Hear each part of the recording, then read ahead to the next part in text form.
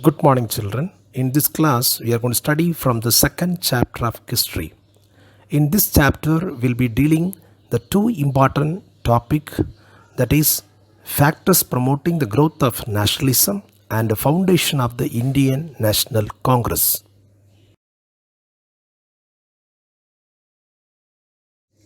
The first topic of this lesson is factors promoting growth of nationalism. Nationalism is a feeling of oneness, togetherness, and a common consciousness based on political, historical, religious, linguistic, racial, cultural, psychological, and other factors in a state. The rise of national consciousness was one of the most important aspects of India's historical development during the 19th century. In a sense, it was a reflection of the people's age old feeling of being Indians.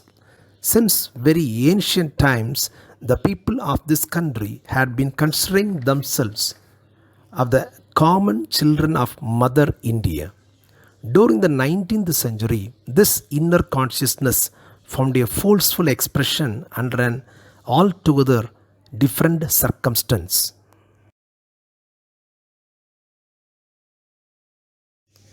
One of the important factors for promoting nationalism in India, that is social religious reform movements.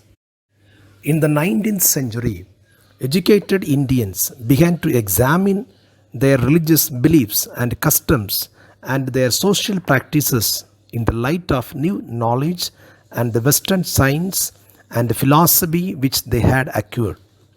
The result was various religious and social reform movements to reform the Hindu religion like the Brahmasamaj, Samaj, the Arya Samaj, the Ramakrishna Mission, the Theosophical Society. Similar movements reformed the Muslim, Sikh and Parsi societies also.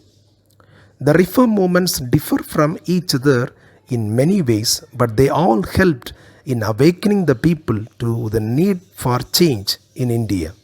Most of these movements were religious in character and appealed to one's own religious community. The reform movements contributed a great deal to the birth of Indian nationalism.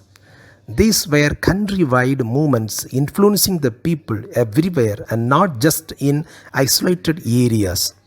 The reform activities united the people by attacking the institution like a caste, which hampered the social unity and created a sense of oneness in the people. Therefore, it played an important role in the rise of nationalism.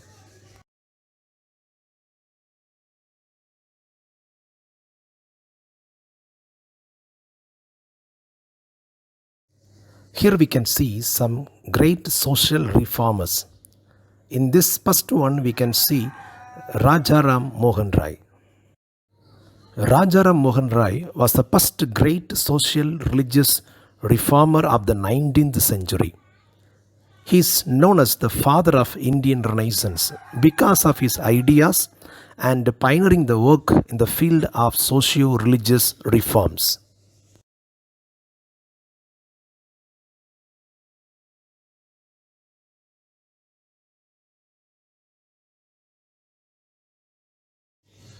Religious reforms.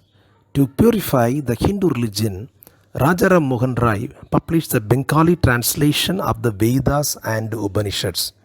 In this way, he placed the original text of these scriptures in the hands of the people. He founded the Brahmasamaj in the year 1828. He advocated belief in a universal religion based on the worship of one supreme God. He opposed the idol worship, usual rituals, and costly sacrifices. He also condemned the blind faith and superstitions. He opposed the untouchability and the rigid caste system prevailing in the Hindu religion and society. Rajaram Mohan Rai advocated equality and the brotherhood of all men. He stood for respect of all religions.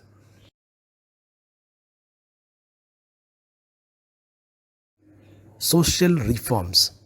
Rajaram Mohan Rai's greatest achievement in the field of social reforms was the abolition of evil of sati in 1829 with the help of Lord William Pendick, who made it a crime punishable by law. He advocated the cause of women education. He wanted women to be given the right to inherit the property. He desired that women should occupy the respectable position in the society. He was opposed to polygamy, child marriage, and female infanticide.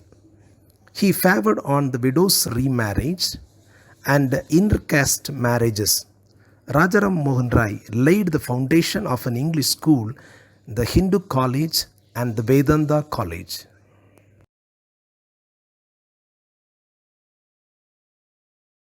Here we can learn the ideals and the work of Brahmasamaj. The Brahmasamaj condemned the evil customs like sati, Barda system, child marriage, false widowhood, polygamy, female infanticide, and discrimination against women. The Brahma Samaj began a struggle against the caste distinctions prevailing in the society, including the evil of untouchability. The Brahma Samaj stood for the spread of education of modern subjects as well as the English language in the school so that Western knowledge could come within the reach of the Indian students. The Brahma Samaj opened the many schools in different parts of India.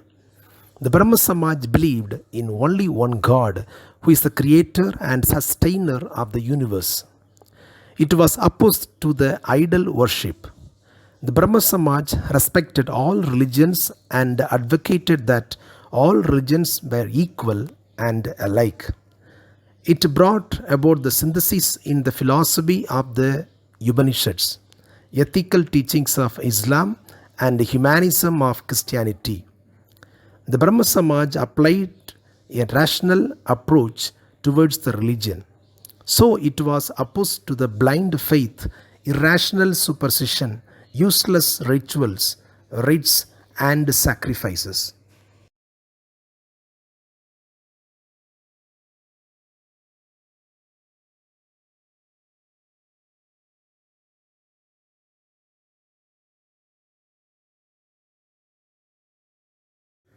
Another dedicated reformer was Jodhi Babulay. In 1873, he has set up the Satya Sadhok Samaj to work for the upliftment of oppressed classes. Jodhi Babulay was an activist, thinker, social reformer, and revolutionary from Maharashtra. His remarkable influence was apparent in the fields like education, agriculture, caste system, women and widows development, and removal of untouchability. He is most known for his efforts to educate the women and the lower caste as well as the masses. In 1873, Jodhi Babulay formed the Satya Sadhok Samaj, which means Society of Seekers of Truth. The main objectives of this organization were to liberate the Sudras and Adi Sudras and to prevent the exploitation by the upper caste like Brahmins. He opposed the idolatry and denounced the caste system, rejected the need for Brahmin priestly class as educational and religious leaders. Jodhiba family believed in a new social system based on freedom, equality, brotherhood, human dignity, economic justice, and the value divide of exploitation. Bulle had the favorable opinion about British rule in India, at least from the point of view of introducing the modern notions of justice and equality in Indian society and taking India into the future. In Gulamgiri, in his famous book called Gulamgiri, in Gulamgiri, he has given the historical survey of the slavery of lower caste.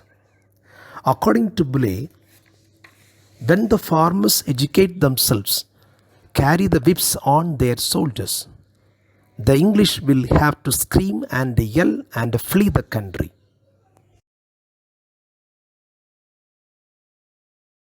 The second important factor of nationalism is role of the press and Indian literature or national literature. The press is an important integrating force in the society. It keeps the people living in one part informed of the developments in other parts of the country. It is an important medium for the dissemination of information on various problems. It is also a means of carrying the public opinion on important issues of the day. It is a great help in the campaigns for social reforms and influence the activities of the state. It can be used as a forum for the expression of popular opinion on matters of public interest. In India, the growth of press started early in the 19th century and played an important part in the national awakening of the people.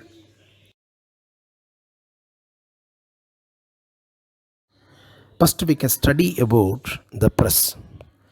From the very beginning, the press, especially vernacular press, distinguished itself by spreading useful information and articulating the problems of public interest. It became the voice of the public opinion in India. Some of the English dailies that supported the policies of the government yet reported all political developments for the knowledge of the people were the Times of India 1861, the Pioneer 1865, the Madras Mail 1868, and the Statesman 1875. The papers owned and edited by the Indians grew in number. They played an important role in exposing the abuses of administration and the growth of nationalistic sentiments. The Hindi Patriot, Amrita Bassa Patriha, Bengali, the Tribune, and the Hindu are the few examples for that. Rajaram Mohan Rai through his Sambad Gaumadi and Bala Gangadhar Tilak through his Kesari and Magarata fought against the press restriction and preached the gospel of nationalism.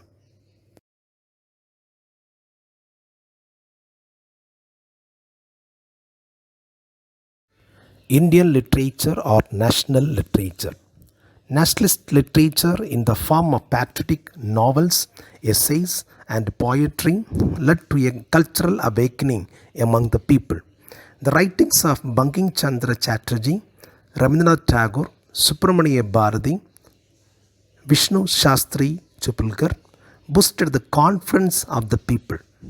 They began to feel proud of their country. Such feelings encouraged the growth of nationalism. A lot of folklores and folk tales were studied and recorded. Rabindranath Tagore in the East and Nadeshan Sastri in South played the key role in compiling them.